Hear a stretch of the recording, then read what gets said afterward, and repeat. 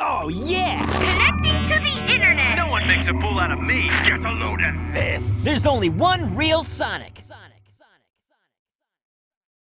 Hey everyone, Nux here, and today I want to start a new video series. Now I will still have solo videos every now and then, but I'm currently on a block for ideas, so why not try something new and original? So what is the goal of this series?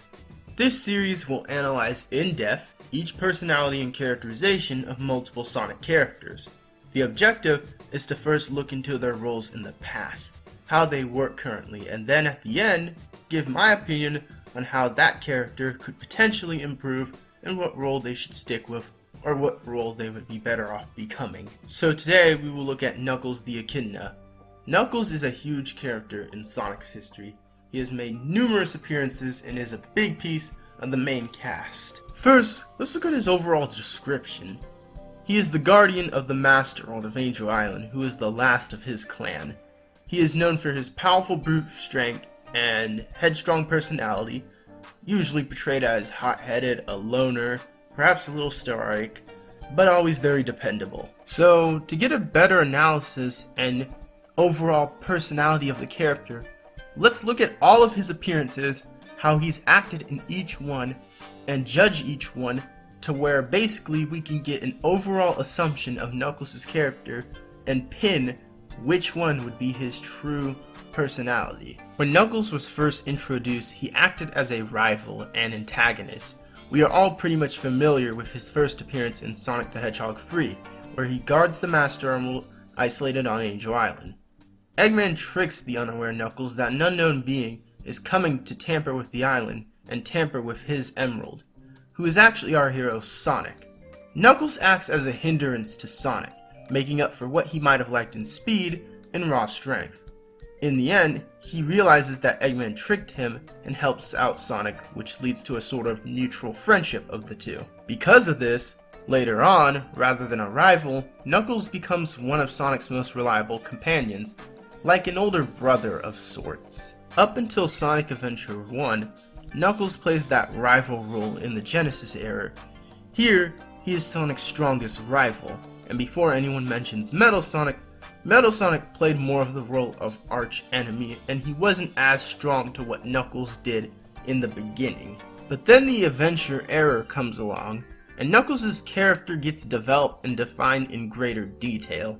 He resumes his role of guardian, and to show how much of that role he fulfills, he spends the game hunting the lost pieces of the Master Emerald. Knuckles in this game is very relaxed, but is strong-willed and willing to help Sonic in a pinch, even if it messes up his own plans. But make no mistake, if Sonic gets in his way, he's still willing to fight him just like he did in the Genesis days. All of that begins to change after Sonic Adventure 2, where he doesn't focus on the main events that much at all. He doesn't really feud with Sonic since Sonic's new rival, Shadow, fills that role. So Knuckles almost was in this more awkward state, role rise, but his overall character was pretty intact. He was headstrong and knowledgeable in some areas than none, and focused on his own agenda. However, it's at this point that we begin to see a major change in Knuckles' character. We start with Sonic Heroes. It opens up with him randomly riding along in Tails' tornado. What happened to Angel Island? The Master Emerald? Moving on, when they run into Sonic, he automatically decides to help Sonic as a member of his team. Here, Knuckles essentially plays the role of Sonic's second sidekick. He loses the independence he had from Sonic 3 and Knuckles up to Sonic Adventure 2. Granted, he is still laid back and level-headed, he doesn't even say that much, but his appearance in Sonic Heroes is just tame.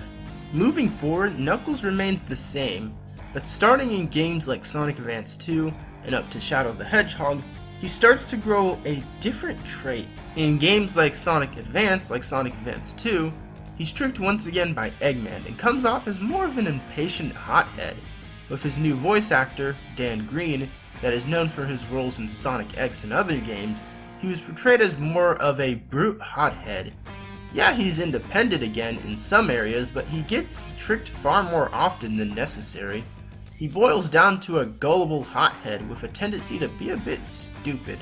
In Sonic 06, probably his most wasted appearance, he retains the brute hothead traits. such as getting angered at Rouge's teasing. He really does nothing important story-wise, and I mean literally nothing. And once again, he comes off as Sonic's awkward second-rate sidekick. To be fair though, Sonic 06 got a lot of characterization wrong in general, but nothing sank Knuckles' character down like his modern era appearances. For starters, in Sonic Colors DS, he's the gullible hothead as usual, but now his sense of cluelessness has risen to new levels. In one mission, Knuckles needs your help to move crates out his way. Freaking crates are a problem for Knuckles? You know, the echidna who punches through boulders, who causes friction between hydrogen atoms? The same happens in Sonic Rush, where Blaze traps him under a pile of rocks. This is a character you've been building as one of the strongest characters, and suddenly he can't lift crates or break out of rocks? But it gets worse. In Sonic Freeriders, Knuckles is once again reduced to Sonic's second-rate lackey. Granted, the other Riders games did this, but it's even worse in Freeriders. I mean, at least in Zero Gravity, Knuckles knew about the Gigan Rocks and it kinda showed that he had some history in his mind, meaning he wasn't completely dumb. But in games like Freeriders, where he really doesn't say much but boast, you can tell something is different with the character. Then comes Sonic Generations. Now to be fair, Sonic Generations reduced everyone to a cheerleader sort of level in terms of their characters. Knuckles was just one of the worst. He does nothing but really give advice and says 1 or 2 lines. Perhaps it's not too bad, but it's made worse by the fact that this character has been declining for so long. And somehow, Sonic Lost World somehow manages to make it worse. He doesn't even give advice now. He literally has 2 to 3 lines claiming how he can do a better job at saving the world than Sonic can, and then he gets harassed by some flickies, and then that's about it. Heck, he's only in the cutscenes. He does nothing for the gameplay, you don't even see him on the hub world map. He's just there. I mean, how can they get any worse than that?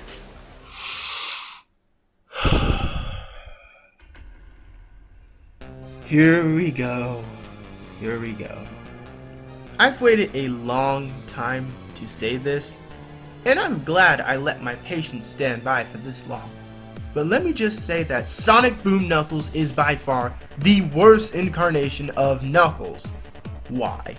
He isn't a hothead, he isn't gullible, he's not independent, he's not any of that at this point. He is literally only strong and stupid. That's it. And even then, he's only strong on occasion. Mostly it's him running around being laughed at by the other crew members. He is literally given the stereotypical jock status. Did we really need to buff him up to prove that he's strong? I would have hoped that one-shotting the Master Emerald and knocking Sonic out of super form would be enough evidence. I have no other words to this other than Knuckles should never be portrayed like this. Even if it's a spin-off, it's obnoxious to see the character portrayed like this, simply because it's a bad characterization not just for Knuckles, but across the board entirely. Fine, you can keep Knuckles like this in the Boom series all you like, if need be, but there is definitely something to be fixed about Knuckles.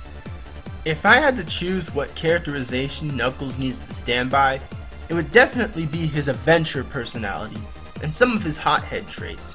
Here's why. Even though Sonic has other characters that fill his rival position now, Knuckles should at least be excluded to a mutual friend spot. Having him act as best buddy like Heroes in 06 just leaves him off as awkward. He's better as independent and jumping in every now and then, focusing on his own agenda, solving his own problems, and overcoming his own struggles. I'm not saying Sonic and Knuckles shouldn't be close or anything like that. In fact, I think if they shared an older, younger brother type of moment, that would be best. Older brother Knuckles helps younger brother Sonic in his time of need. That's how I kind of see the relationship of them going in a way. Hanging out and goofing off every so often, but also knowing when to take on responsibility and get serious. That is what I feel defines the character the best. And with that, we finish our character analysis of Knuckles the Echidna. Next time we will cover another character in the same format. Don't be afraid of telling us who you would like to see showcased next. Be sure to let us know what you think, and spread the true Sonic spirit. This is Nux here, signing out.